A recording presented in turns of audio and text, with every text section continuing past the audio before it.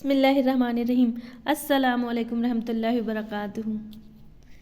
دیکھیے آج ہم پھر آپ لوگوں کو آؤ فضائل اعمال سنائیں، تو چلیے ہم آپ لوگوں کو بھائی فضائل اعمال سناتے ہیں جو کل رہ گیا تھا ہمارا، آج وہیں سے شروع کرتے ہیں۔ بسم اللہ الرحمن الرحیم۔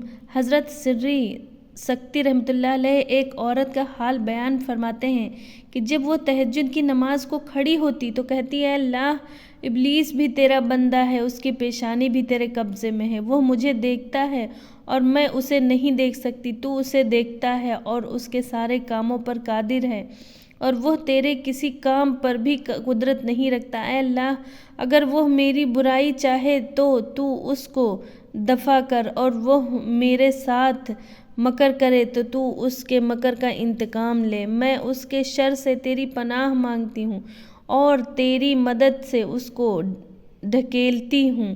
اس کے بعد وہ روتی رہتی تھی، حتیٰ کہ روتے روتے اس کی ایک آنکھ جاتی رہی۔ لوگوں نے اس سے کہا، خدا سے ڈر کہیں دوسری آنکھ بھی نہ چلی جائے۔ اس نے کہا، اگر یہ آنکھ جنت کی آنکھ ہے تو اللہ جل شانہ اس سے بہتر عطا فرمائیں گے، اور اگر دوزخ کی آنکھ ہے تو اس کا دور ہی ہونا اچھا ہے۔ اللہ۔ شیخ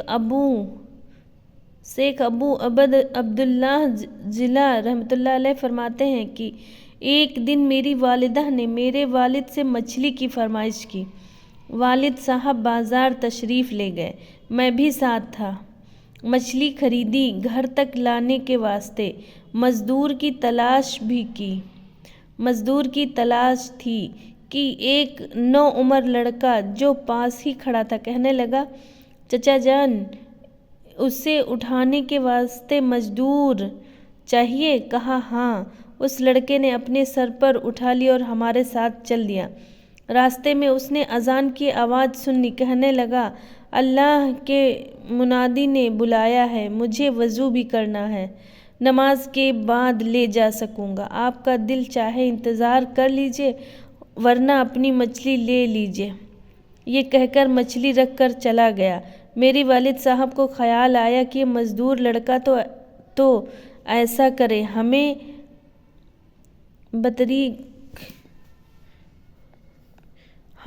ضرور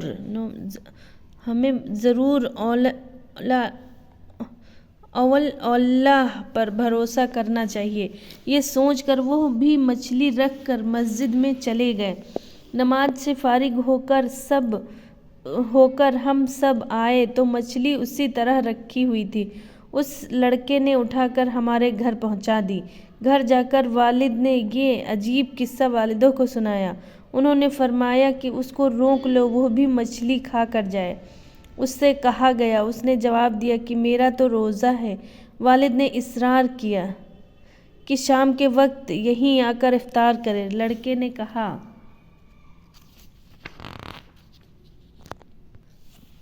نے کہا کہ میں ایک دفعہ جا کر دوبارہ نہیں آتا، یہ ممکن ہے کہ میں پاس ہی مسجد میں ہوں، شام کو آپ کی دعوت کھا کر چلا جاؤں گا۔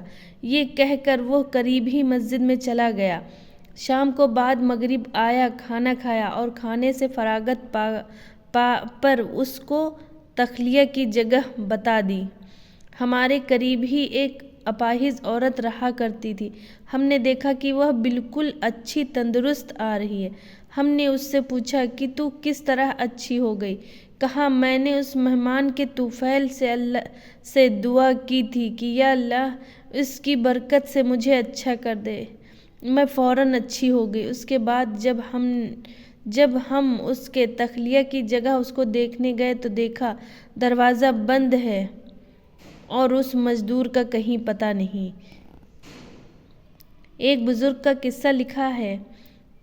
ایک اور قصہ سناتے ہیں ہم آپ لوگوں کو کہ ایک بزرگ کا قصہ لکھا ہے کہ ان کے پاؤں میں پھوڑا نکل آیا۔ طبیبوں نے کہا اگر ان کا پاؤں نہ کاٹا گیا تو ہلاکت کا اندیشہ ہے۔